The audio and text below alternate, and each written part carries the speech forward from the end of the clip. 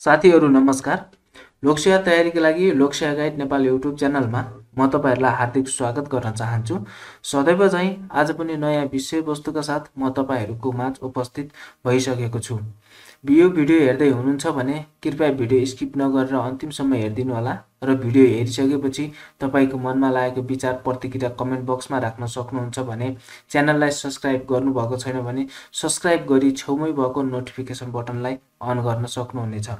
जसले गर्दा आगामी दिनमा आउने यस्ता महत्त्वपूर्ण भिडियोहरू सहजै तपाईमाझ पुग्नेछ र तपाईको लोकसेवा तयारीलाई थप मजबुत थप सहयोग हुनेछ भन्ने आशा बोकेको छु।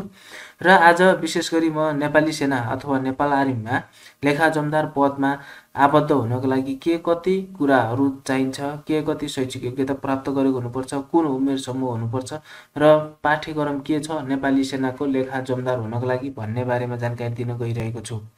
लोकसेवा आयोगको वार्षिक कार्यतालिका अनुसार हेर्दा कार्तिक या मंसिरको महिना लेखा जमदार वा सो सरहको पदमा विज्ञापन सूचना प्रकाशित हुनुपर्ने भन्ने राखिएको छ।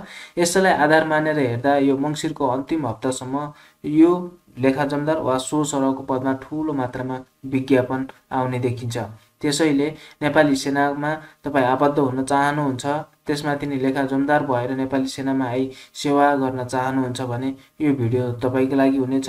भिडियो स्किप नगरिकन अन्तिमसम्म हेर्नु होला। नेपाली सेनाको लेखा जमदार पदमा भर्ना हुनका लागि अथवा लेखा जमदार हुनका लागि स्क्रिनमा देखाइए अनुसारको शैक्षिक योग्यता र तपाईले तालिम गरेको हुनुपर्दछ। लेखा वा वाणिज्य शास्त्रमा 10+2 कक्षा वा सो सरह उत्तीर्ण गरी कम्तीमा 3 महिनाको कम्प्युटर आधार तालिम र कम्तीमा 2 महिनाको कम्प्युटर एकाउन्टिङ सम्बन्धी तालिम उत्तीर्ण गरेको हुनुपर्दछ। तपाईले म्यानेजमेन्टबाट +2 उत्तीर्ण गरेको हुनुपर्यो र कम्तीमा 3 महिनाको तपाईले कम्प्युटर बेसिक गरेको हुनुपर्यो भने 2 महिनाको एकाउन्टिङ प्याकेजको ट्रेनिङ पनि उत्तीर्ण गरेको हुनुपर्यो। एकाउन्टिङ प्याकेजमा तपाईको बीजी हुन सक्छ, स्वस्तिक हुन सक्छ, टेली हुन सक्छ, त्योदेखि लिएर अरु थुप्रै के त सफ्टवेयरहरु पनि रहेको छ। कुनै एउटा पढेको हुनुपर्यो र यसैगरी तपाईले यदि 18 वर्ष उमेर पूरा हुनुभएको छ र 25 वर्ष नाग्नु भएको छैन भने पनि तपाई यो दरखास्त यो पदको लागि योग्य मानिनुहुन्छ। र यसैगरी तपाईलाई लेखा जमदार पदको पाठ्यक्रम के छ भन्ने बारेमा थोरै जानकारी दिन गइरहेको छु। लिखित परीक्षाको पाठ्यक्रम हो जुन के त भन्दा लेखा समूह अथवा लेखा जमदार पदको लागि मैले भन्दै छु। यो पाठ्यक्रम चाहिँ 2082 सालमै अद्यावधि गरिएको छ अथवा अपडेट के त गरिएको छ। यो तपाईहरुको परीक्षाको समय चाहिँ 3 घण्टाको हुन्छ। 3 घण्टा तपाईहरुको परीक्षा हुन्छ। यसको लागि पूर्णांक चाहिँ टोटल यसको 150 पूर्णांक हुन्छ र उत्तीर्णांक चाहिँ 60 भनेर राखिएको छ। र तपाईको लिखित परीक्षाको माध्यम नेपाली वा अंग्रेजी अथवा नेपाली र अंग्रेजी दुवै भाषामा हुन्छ भन्ने कुरा पनि यहाँ खुलाइएको छ।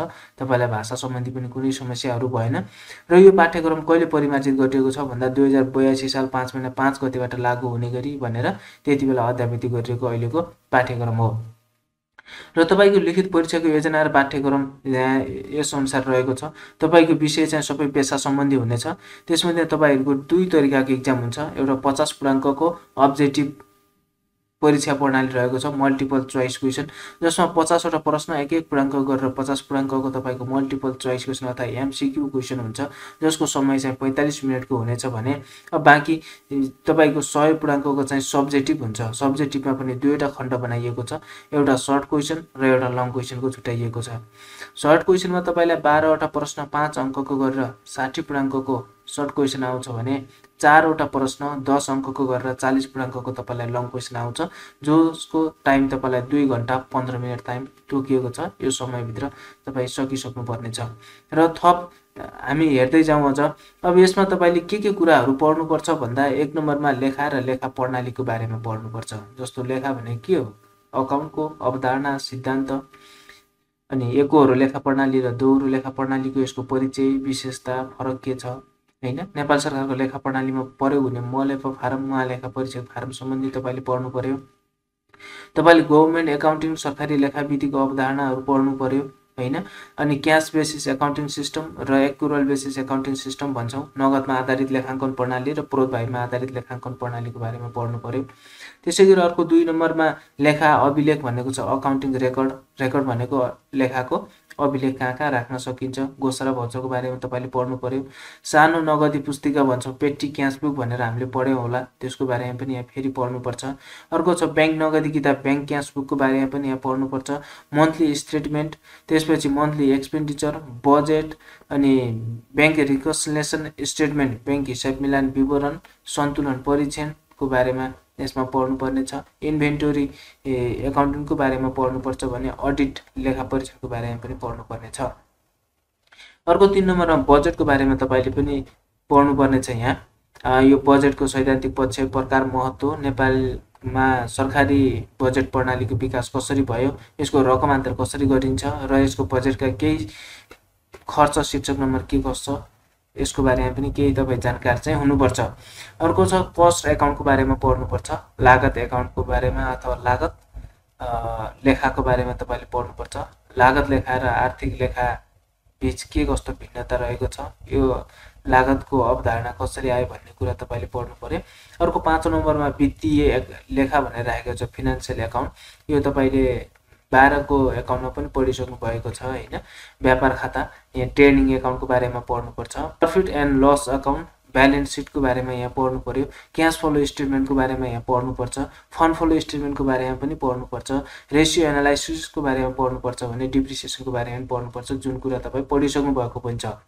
अर्को 6 नम्बरमा ब्याङ्क सम्बन्धी जानकारी राखिएको छ। नेपाल राष्ट्र ब्याङ्क र कमर्सियल ब्याङ्कको बारेमा तपाईँले थोरै जानकारी लिनुपर्ने छ भने 7 नम्बरमा ऐन तथा नियमहरू राखिएको छ, जसमा सार्वजनिक खरिद ऐन 2063 र यसको नियमावली 2064 को बारेमा पढ्नुपर्छ, जसमा मुख्य गरी खरिद कार्यको जिम्मेवारी र खरिदको विधिहरू के कस्तो छ त्यसको बारेमा जानकार हुनु पर्यो। बोलपत्र सम्बन्धी, खरिदको सम्झौता सम्बन्धी आचरण, रासन खरिद सम्बन्धी के कस्तो व्यवस्था रहेको छ भन्ने कुरा तपाईँ जानकारी हुनु पर्यो। त्यसैगरी आर्थिक कार्यविधि तथा वित्तीय उत्तरदायित्व ऐन 2076 र नियमावली 2077 को बारेमा पनि तपाईँ त जानकारी हुनु पर्यो। यसमा राजस्व दाखिला र राजस्वको लेखा कसरी राखिन्छ हैन, अनि त्यसपछि बजेट निकासा र सरकारी रकम खर्च गर्ने तरिका के छ, लिलाम बिक्री सम्बन्धी के छ, धरौटी सम्बन्धी के छ, पेस्की सम्बन्धी के छ, लेखा परीक्षण, बेरुजु फचुर सम्बन्धी के कस्तो प्रक्रिया रहेको छ भन्ने बारेमा तपाईँ जानकारी हुनु पर्यो। अर्को छ भ्रमण खर्च नियमावली 2064 तपाईँले पढ्नु पर्यो। आयकर ऐन 2058 को परिच्छेद 17 जसमा भुक्तानीमा करकट्टी सम्बन्धी व्यवस्था उल्लेख गरिएको छ, सो कुरा पढ्नु पर्यो। त्यसैगरी सैनिक ऐन 2063 को परिच्छेद 1 देखि 11 सम्म र अनुसूची 1 र 3 पढ्नु पर्यो। सैनिक सेवामा आबद्ध भइसकेपछि सैनिकको ऐनको बारेमा त जानकारी हुनु परि नै हाल्यो साथीहरू।